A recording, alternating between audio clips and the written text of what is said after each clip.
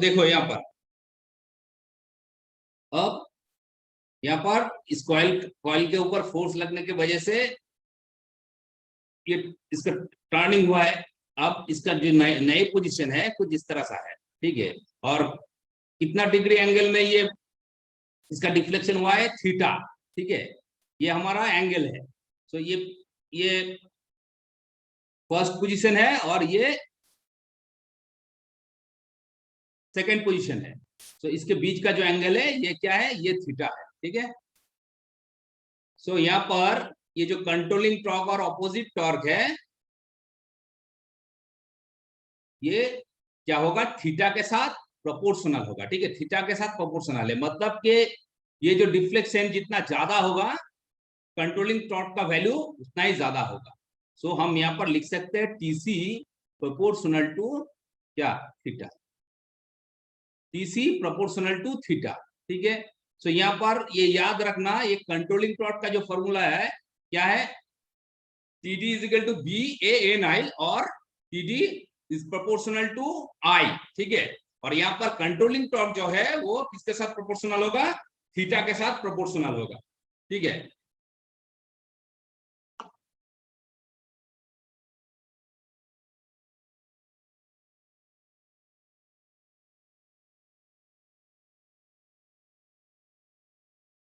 अब देखो,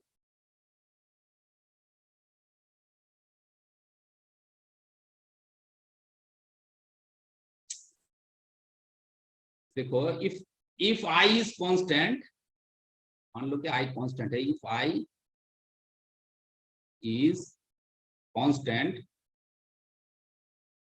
then TD constant है कि नहीं। जब आई कांस्टेंट रहेगा तो TD भी कांस्टेंट रहेगा। सो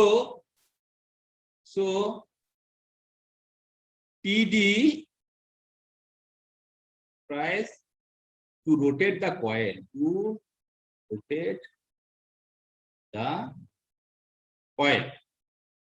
therefore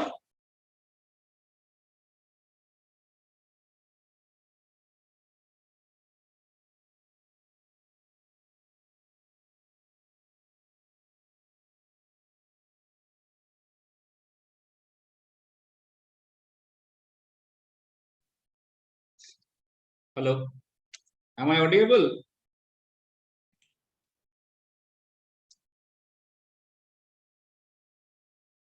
Hello,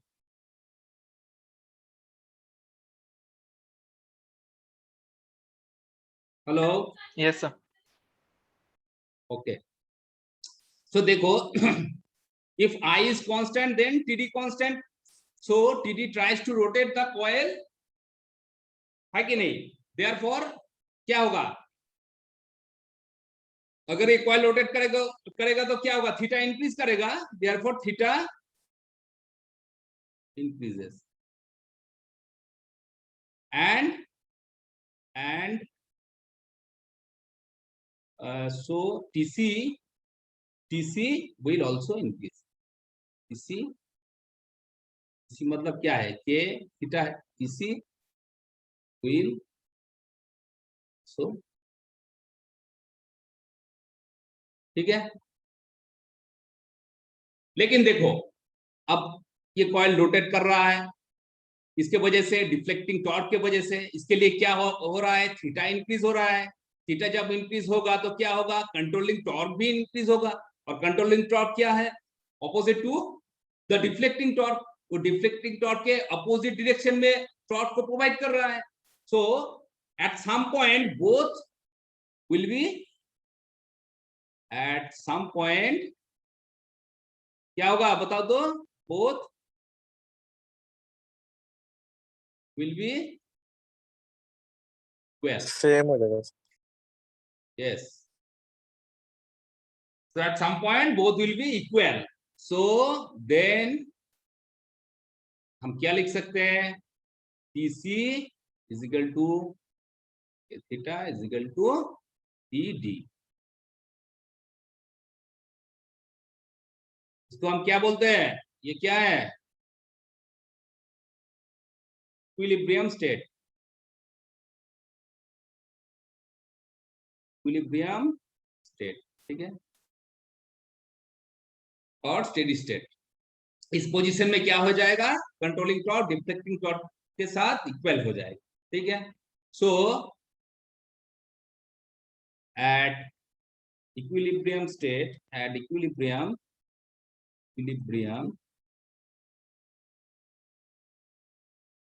क्या होगा, TC is equal to TD। TC का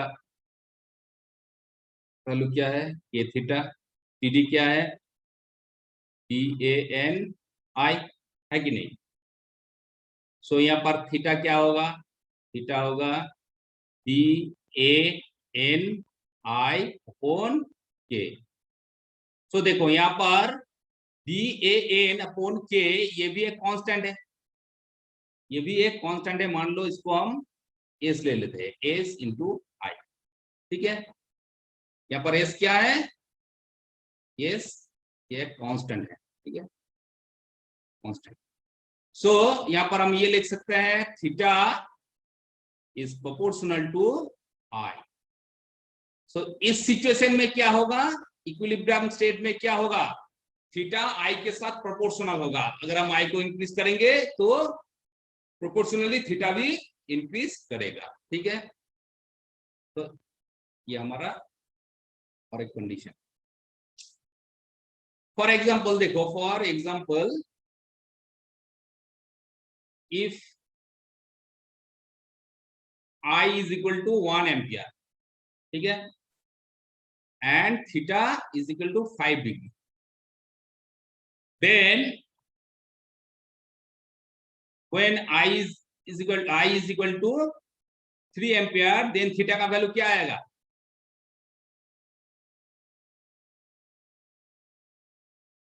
then थीटा का वैल्यू क्या आएगा,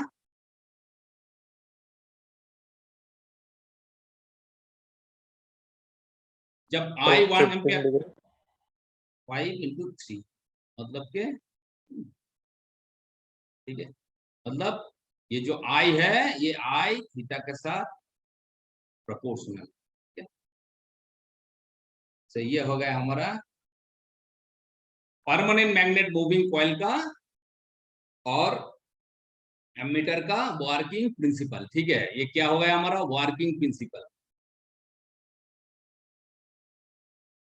और कंस्ट्रक्शनल डिटेल्स वर्किंग।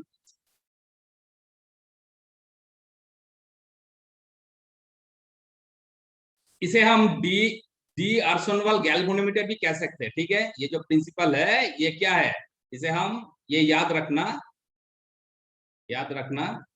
इसे हम क्या कह सकते हैं, this is also called d'Arsonval galvanometer,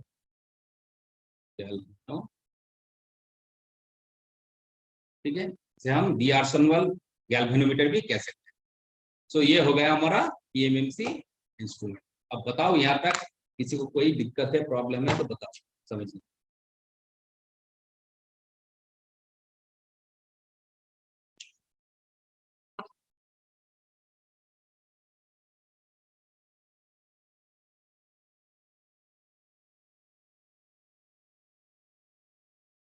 अच्छा मीनू सा,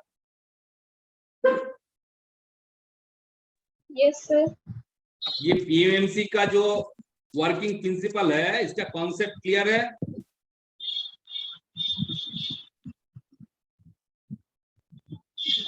यस सर। अच्छा प्रणब, यस सर। ये कॉन्सेप्ट क्लियर है, यस। अच्छा किसी को कुछ पूछना है तो पूछ सकते हो।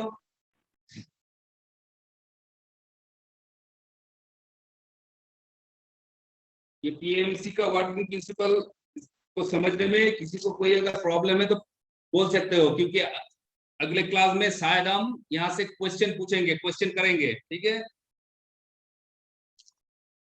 तो ये थोड़ा स्टडी करके आना नेक्स्ट क्लास में। सो ओके, ठीक है। आज का क्लास इतना तक, अब नेक्स्ट क्लास में डिस्कस करेंगे कि पीएमसी टाइप इंस्ट्रूमेंट को आगे डिस्कस करेंगे, ठीक है। So okay, thank you.